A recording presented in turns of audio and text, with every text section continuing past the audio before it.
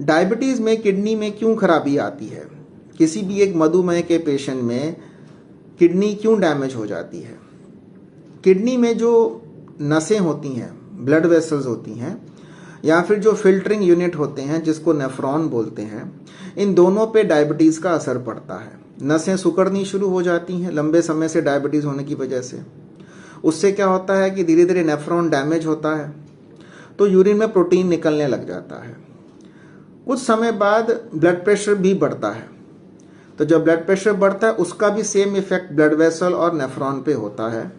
तो धीरे धीरे जब यूरिन में प्रोटीन की मात्रा बढ़ जाती है, जो कि नॉर्मली नहीं होना चाहिए, ये इंडिकेट करता है कि किडनी डैमेज शुरू हो गई है या किडनी डैमेज बढ़ती जा रही है।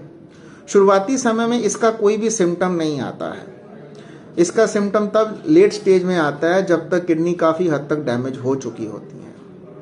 इसलिए इसको जानना बहुत ही ज़रूरी है।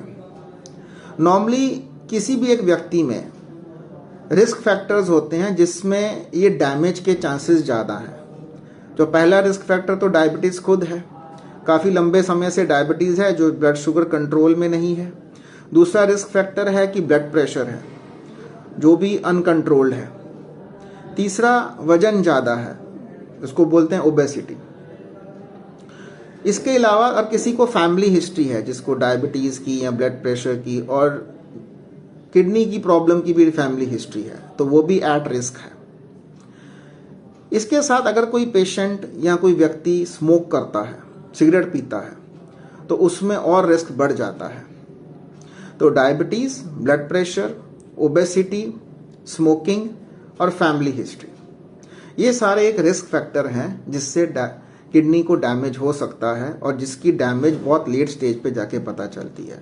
सो आपको इसके बारे में सतर्क होना चाहिए, इसके बारे में जानकारी होनी चाहिए, अपना ब्लड शुगर वगैरह चेक करना चाहिए और अगर हाई है तो उसका ट्रीटमेंट करना चाहिए, सो दैट कि टाइमली हम उसकी जो कॉम्प्लिकेशन है, जो उसका असर है किडनीज पे, उसको हम बचा सकें। Thank you.